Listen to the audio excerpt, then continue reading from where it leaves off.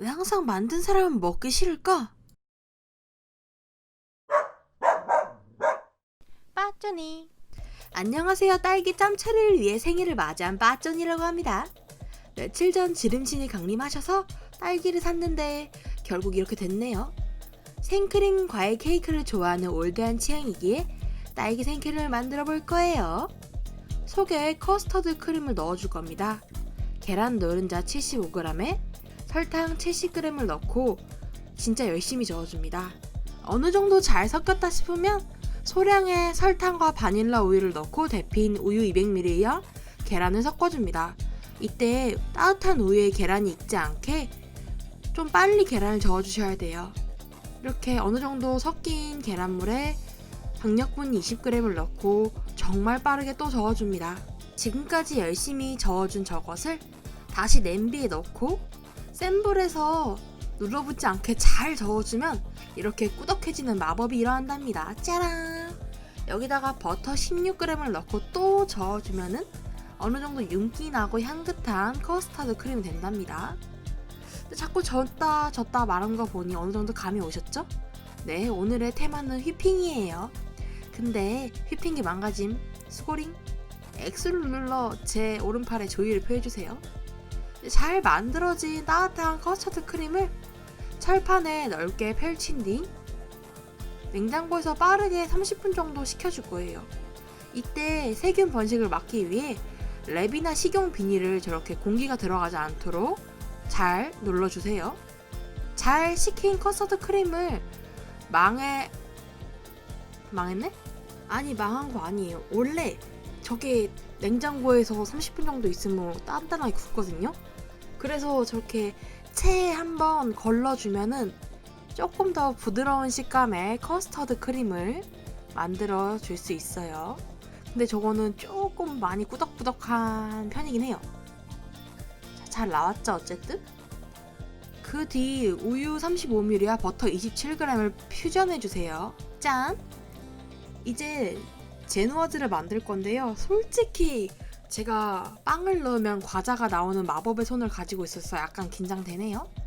볼에 계란 157g과 설탕 98g을 넣고 잘 저어주세요. 설탕은 한 번에 넣는 것보다 3번 정도 나눠 넣는 게 저기 편해요. 늘 말씀드리지만 저는 여러 유튜브 선생님들의 레시피를 조합해 사용한 연금술사입니다. 이 말을 꺼냈다는 건 아시죠? 신비로운 분위기를 풍기는 따뜻한 물에 설탕이 어느 정도 녹을 때까지 계란물을 중탕해주세요. 이때도 계란이 익지 않게 한참 저어주셔야 됩니다. 어느 정도 설탕이 녹았다 싶으면 뭐 빼서 계속 저어주면 돼요. 이렇게 한참 저어줍니다.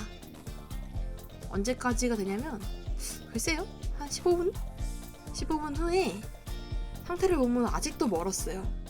이렇게 열심히 젓다가 도저히 못 젓겠다 싶을 때 체에 걸은 코코아 파우더 14g과 박력분 157g을 소중한 거품님이 꺼지지 않으시게 여러 번 나눠 부드럽게 섞어줍니다.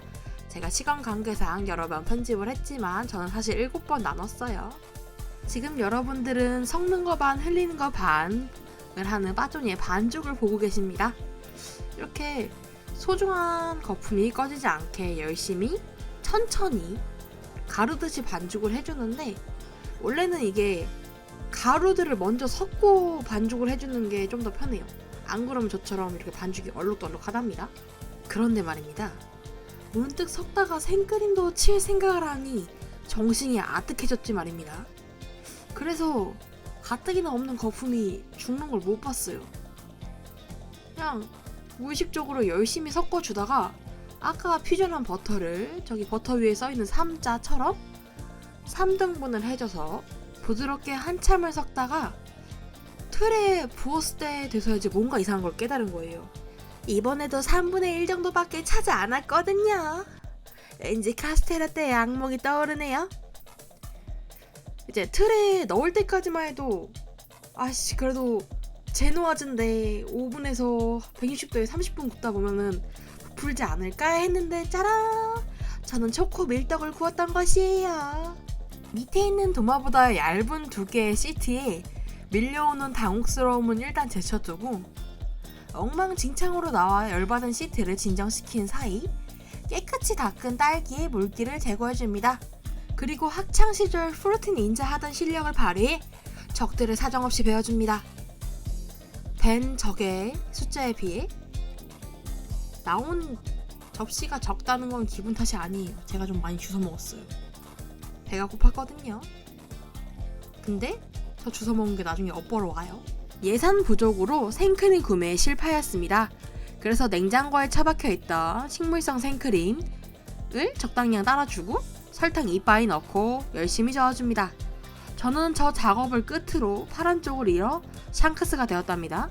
여러분들은 지금 새로 시작한 드라마 제빵왕 샹크스를 보고 계십니다. 도저히 말을 들어먹지 않는 뒤늦게 사춘기가 온 오른팔을 설득해가며 시트를 반갈죽해줍니다. 가뜩이나 얇은데 엎친 덕 덮친 격으로 울퉁불퉁하게 잘린 시트의 모습에 잠시 눈물을 닦고 가겠습니다.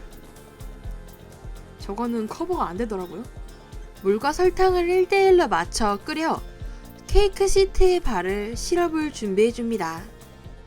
그리고 생각보다 더 되직한 커스터드 크림의 점도를 맞추기 위해 생크림을 조금 섞어줘봤어요.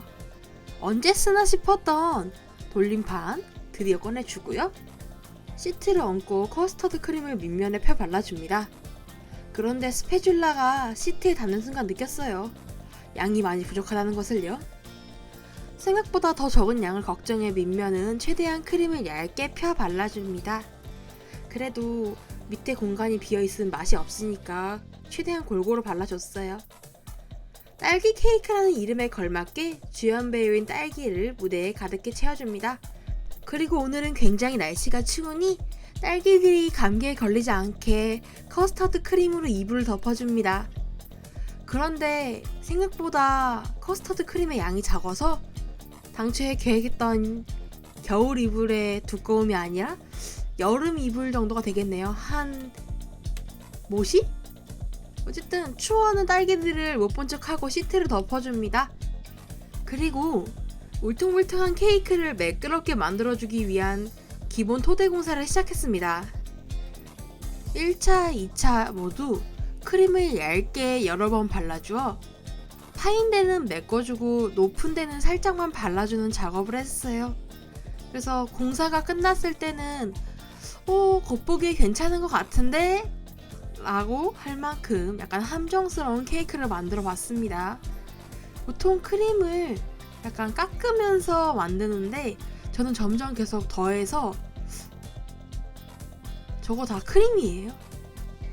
완벽한 셀프 선물을 위해 케이크 포장지도 미리 사놨습니다. 잘 만들면은 선물 받는 것처럼 보이겠죠?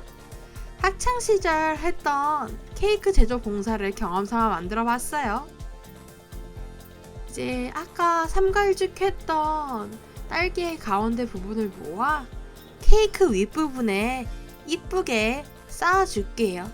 흘리는 손으로 쌓고 보니까 생각보다 괜찮은 것 같더라고요.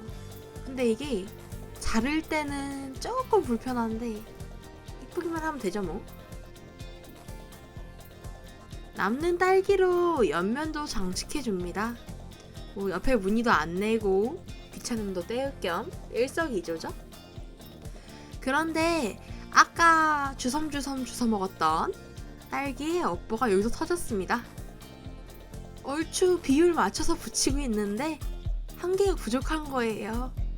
그래서 붙어있던 딸기를 급하게 떼어서 비슷해 보이게 붙여놨어요. 근데 이 3점 카드 그래도 부족해요. 여기 왼쪽 하단에는 딸기 하나 없어요. 일단 그럴싸해 보이게 위에 슈가 파우더를 뿌려줍니다. 네, 오른팔이 사춘기여서 슈가 파우더가 엉망으로 뿌려졌어요. 그래도 남은 거라도 어떻게든 뿌려보고 지저분한 아이들을 정리해줬습니다. 얼추 다 만들었으니 맛을 보도록 할게요. 이게 위에 저렇게 쌓아놓으면 이쁘긴 한데 자를 때 많이 불편하더라고요. 저 옆조각 누가 먹을지 참 궁금하네요. 제누어즈의 식감 빼고는 처음 만든 것 치고는 되게 괜찮았어요. 특히 커스터드는 되게 맛있었던 것 같아요. 근데 이제 여러분, 케이크는 안 사도 돼요. 집에서 먹어도 되는데 필요한 기계는 꼭 사세요. 산업혁명 사랑해. 오늘은 여기까지. 오늘도 시청해주셔서 감사합니다. 재밌게 보셨다면 좋아요와 구독 그리고 따뜻한 댓글 부탁드려요. 저는 이만 설거지의 나라로 떠날게요.